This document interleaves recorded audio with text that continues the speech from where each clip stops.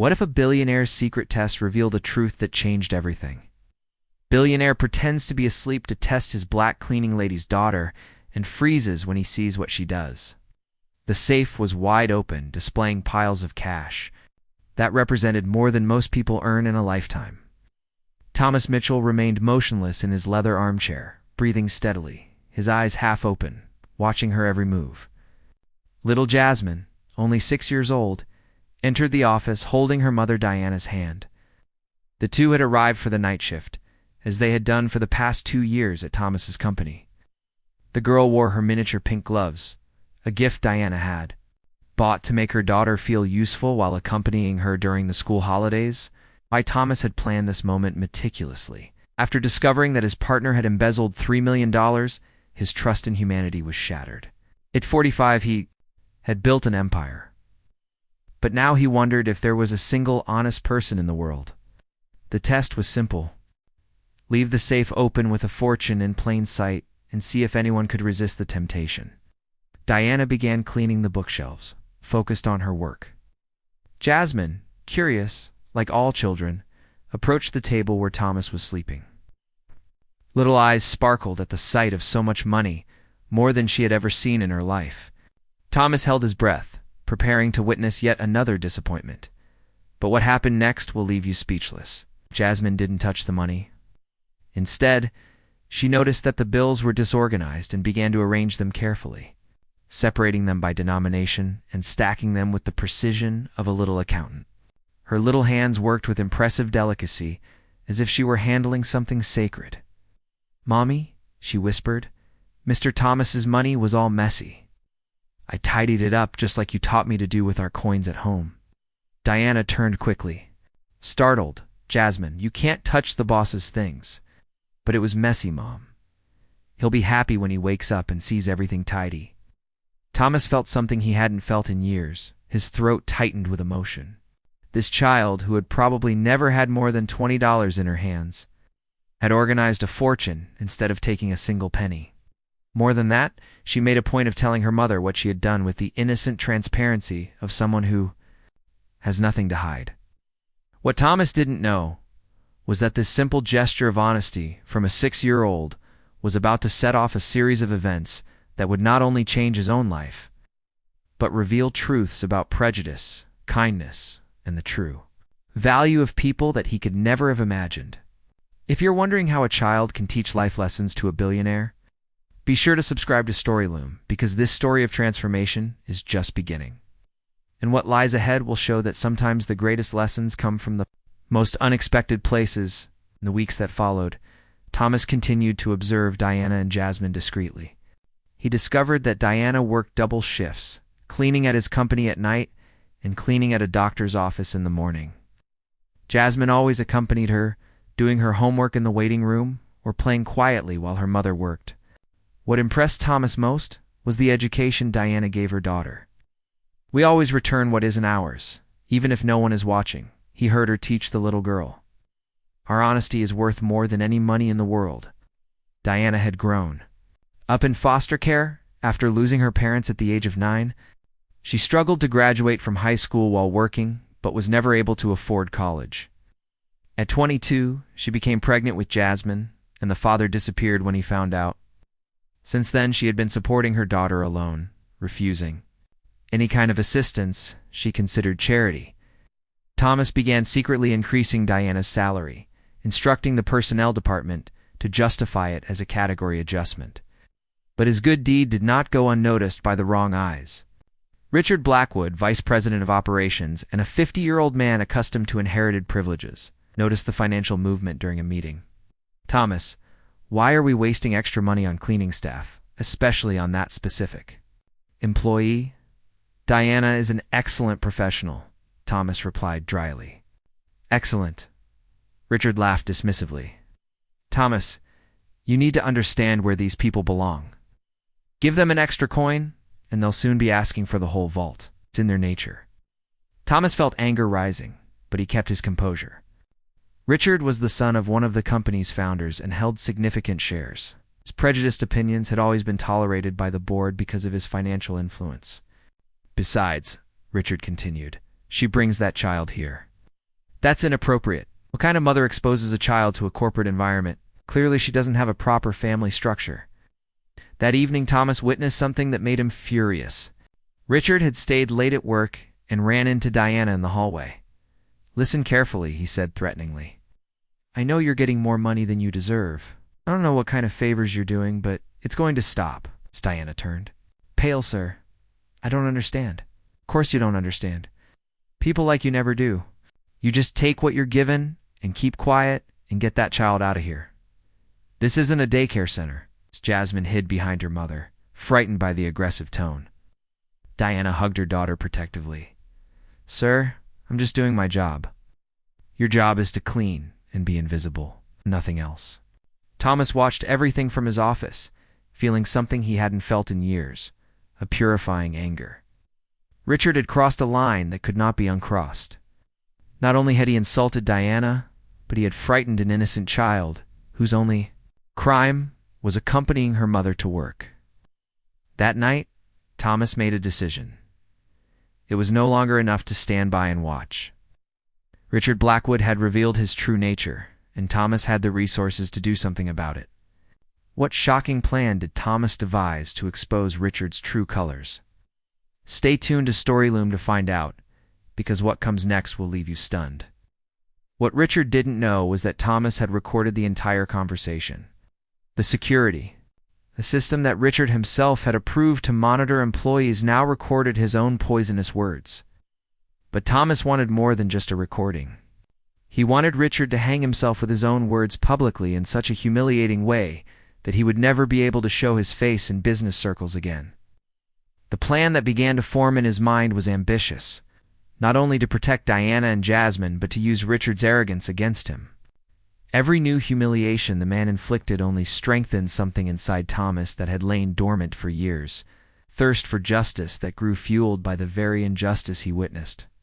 What that privileged executive didn't know was that every act of contempt was writing his own sentence of defeat, and that a billionaire determined to protect an innocent family could be the most dangerous adversary someone like him would ever face. The next morning, Thomas made a call Richard could never have imagined. "Marcus, I need your services again," he said on the phone to Marcus Chen, a former FBI investigator and expert in corporate cases. The two had worked together during the embezzlement case, and Marcus knew every dark corner of the business world. "What kind of trouble now, Thomas?" "It's the kind that involves institutional racism and abuse of power. I need solid evidence against Richard Blackwood." Marcus laughed on the other end of the line. "That daddy's boy? That'll be easier than stealing candy from a baby. Guys like him always leave clues." Meanwhile, Richard intensified his psychological terror campaign against Diana.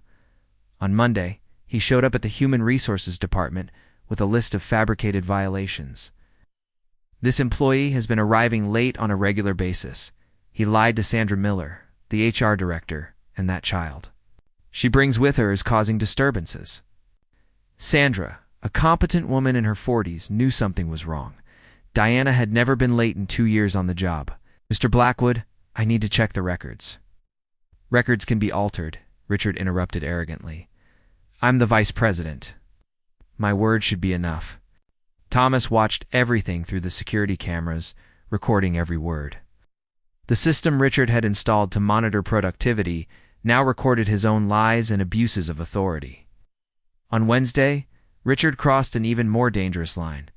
He intercepted Diana in the parking lot when she arrived with Jasmine for the night shift. "Listen carefully," he said, blocking her way to the entrance. "I know you're doing more than cleaning to earn that extra money. What kind of special services are you providing?" Diana trembled with anger and fear. "Sir, what you're implying is I'm implying that people like you always have a price, and I'm curious to know what yours is." Jasmine hid behind her mother, whispering, "Mommy, why is that man being mean?" "Don't worry, my daughter," Diana replied with a dignity that contrasted with Richard's venom. "Some adults are unhappy and try to make other people unhappy too." Richard laughed cruelly. "Unhappy? I have more money in this wallet than you two will ever see in your entire lives. I should be worried about what people like you might do when you get too comfortable." Thomas watched the recording that night with a controlled rage that grew. With each replay, Marcus had arrived with a preliminary dossier on Richard that confirmed his suspicions. The man had a history of bullying Black and Latino employees at previous jobs. "Look at this," Marcus said, pointing to documents. 3 labor lawsuits filed without court settlements. It's always the same pattern. Systematic humiliation until the person quits. And why was he never punished? Daddy paid for the silence and transferred his little boy to other companies when things got hot. Richard Blackwood is a professional parasite. Thomas studied every page of the report. Richard wasn't just prejudiced. He was a serial predator who used his position and money to torture vulnerable people. "Marcus, I want everything on him. Phone calls, emails, social media, behavior patterns. Everything, Thomas. Are you planning something big? I'm planning justice." On Thursday, Sandra Miller approached Thomas discreetly. "Mr. Mitchell, I need to talk to you about Richard Blackwood. He's pushing to fire Diana, but I don't have any legal grounds. They suspect there's something personal going on." Thomas feigned surprise. "What kind of pressure?" "He claims she's violating regulations, but when I check, I can't find any evidence."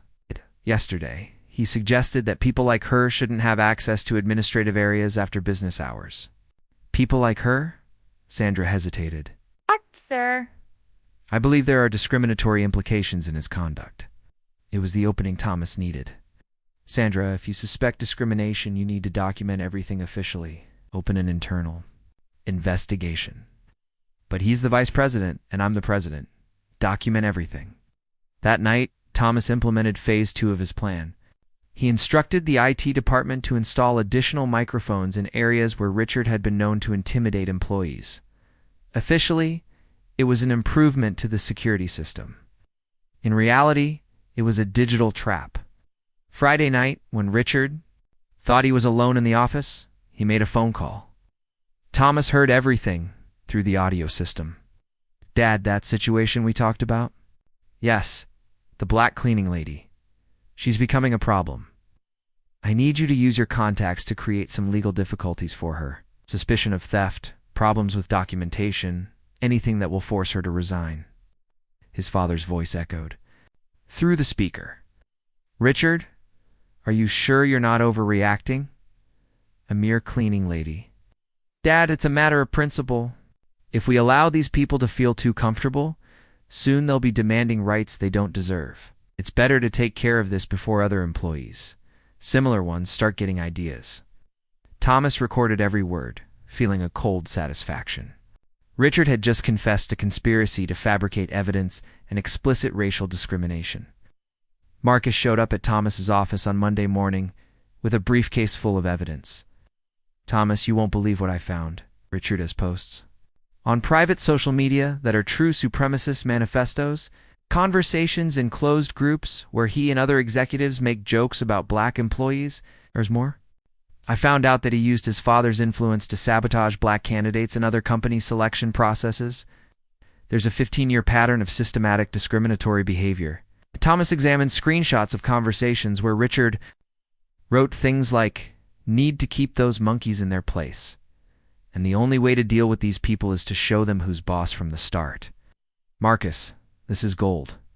Wait, there's more. He's planning something against Diana for this week. I intercepted messages from him, organizing a staged theft." Thomas felt the blood drain from his face. "What do you mean?" "He's going to plant something expensive in her cleaning supplies and then discover it publicly. He'll call the police. Make a scene. Humiliate her in front of everyone." At that moment, Thomas realized that Richard had completely underestimated who he was dealing with.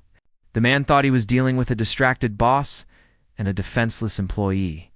He had no idea he was walking straight into a trap that had been 15 years in the making. Thomas looked at Marcus with a smile that didn't reach his eyes. "Perfect. Let him try. The further he goes, the harder he'll fall." What Richard Blackwood didn't know was that every cruel move he made was being meticulously documented by someone who had turned protecting the innocent into an exact science and who had unlimited resources to ensure that justice was served in such a devastating way that it would become legendary in business circles.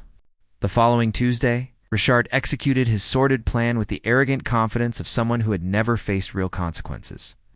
At 8 o'clock that evening, when Diana and Jasmine arrived for their cleaning shift, he had already planted a $15,000 Rolex watch in the cleaning cart.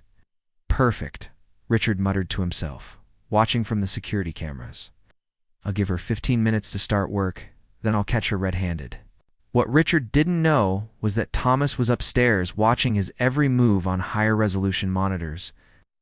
Marcus Chen was strategically positioned in the parking lot with a van full of recording equipment. 3 investigative journalists discreetly contacted by Thomas waited outside the building. Marcus, he just planted the watch, Thomas reported via radio. Activate the additional recordings. Confirmed. All the extra cameras are working. We have angles he doesn't even know exist. 8:20. Richard descended to the office where Diana was quietly cleaning while Jasmine did her homework at a nearby table. He brought 2 security guards with him and pretended to be conducting a routine inspection. Mrs. Diana, Richard said, with false courtesy, I need to check your cleaning supplies. We've had reports of missing items. Diana stopped cleaning. Confused?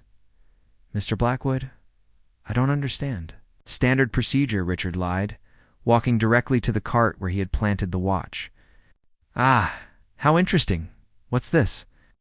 He removed the Rolex with exaggerated theatricality, as if he had just discovered the Holy Grail. Diana Jefferson. This is a $15,000 watch that went missing from Mr. Mitchell's office yesterday. Diana turned completely pale. I've never seen this watch in my life. Of course not, Richard said with poisonous sarcasm. Just appeared on your cart, didn't it? Jasmine stood up from her chair, frightened. Mommy, what's going on? Be quiet, child, Richard ordered brutally. Your mother will have to come with us to explain how expensive items magically appear in her materials. One of the security guards had already picked up the phone to call the police, exactly as Richard had instructed police. We need to report a theft in progress. It was at that moment that Thomas appeared at the office door with Marcus and 3 people Richard didn't immediately recognize. Richard, Thomas said with a calmness that made Richard's blood run cold. I think you should hang up that phone. Thomas, I'm glad you're here. We caught your employees stealing your watch. Thomas laughed, a cold sound that echoed through the office. My watch, Richard. I've been wearing an Apple Watch for 5 years. I've never owned a Rolex. Ah! The confidence on Richard's face began to waver. What? What are you saying? I'm saying we just recorded you planting a watch you bought this morning. You have the receipt in Diana's shopping cart to frame her. Marcus approached with a tablet showing high-definition footage of Richard placing the watch in the cart 40 minutes earlier. Angle 1, he said, swiping to the next video. Angle 2. Angle 3. We even have your face clearly visible when you check to make sure no one is watching. Richard tried to speak, but Thomas interrupted him. Oh, but there's so much more, Richard. Marcus, show him the scrapbook we put together. Marcus opened a digital file and began projecting its contents onto a portable screen. First came screenshots of Richard's racist posts in private groups. Need to keep these monkeys in their place? Marcus read aloud. That's yours, isn't it, Richard? Diana gasped, covering her mouth with her hands. Richard tried to get closer to the screen, but Thomas blocked him. Here's your conversation planning to create legal difficulties for Diana, Marcus continued. And here's your confession that it's a matter of principle to prevent these people from feeling comfortable. Where did you get this? Richard stammered, sweat beginning to bead on his forehead. Security system. You approved yourself, remember?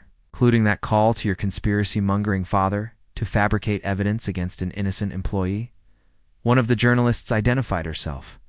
Jennifer Walsh, Channel 7 News. Mr. Blackwood, would you? I'd like to comment on this evidence of systematic racial discrimination and conspiracy to fabricate criminal evidence. Richard finally understood the magnitude of what was happening. You can't use that. I have rights. Of course you do, Thomas said calmly. You have the right to remain silent because anything you say will be used against you. Not just by the police who are already on their way to arrest you for conspiracy and attempted defamation, but also by the press, the company board, and Diana's lawyers. Marcus continued the presentation. We also have records of your 15 years of systematic discrimination in previous jobs.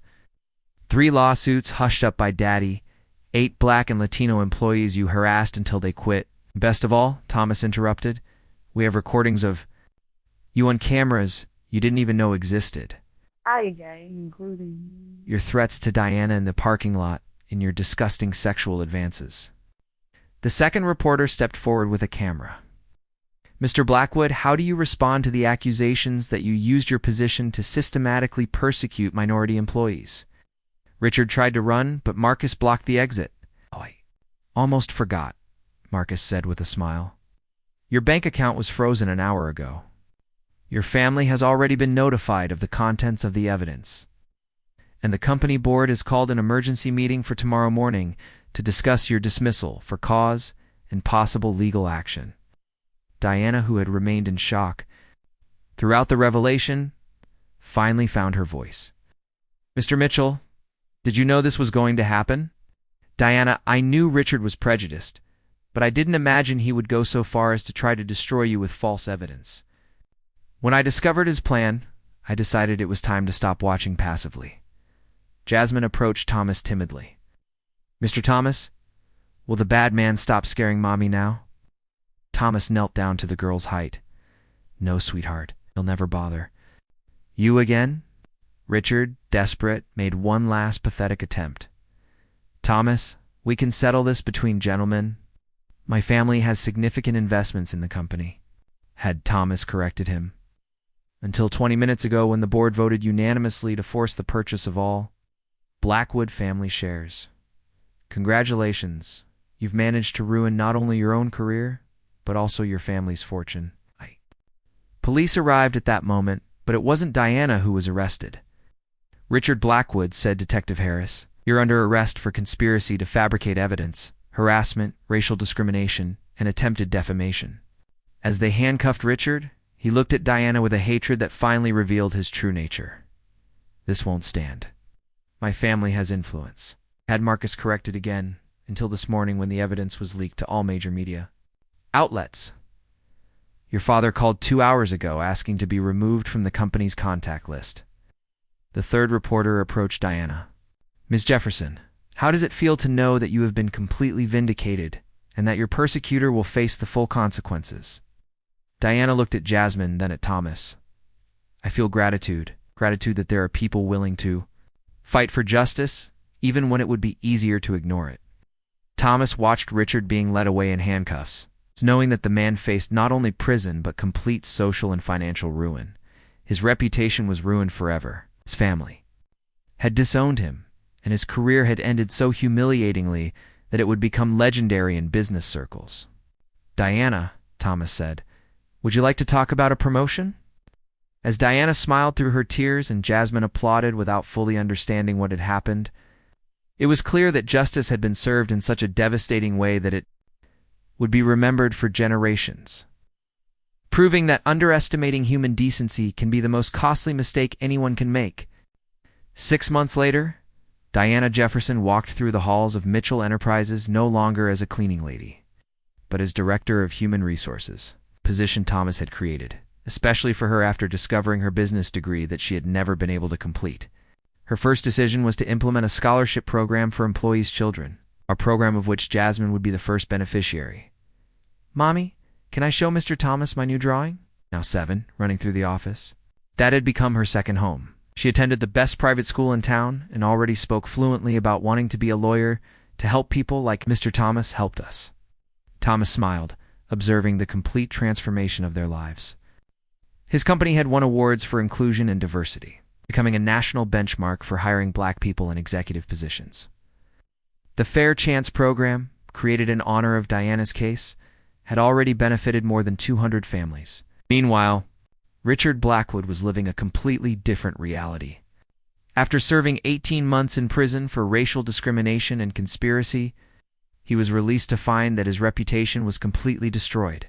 No reputable company would hire him. His wife had filed for divorce, taking half of their remaining assets. His children had changed their last name and refused to speak to him. The man who was once vice president of a large corporation now worked as a used car salesman. earning less in a year than Diana did in 3 months.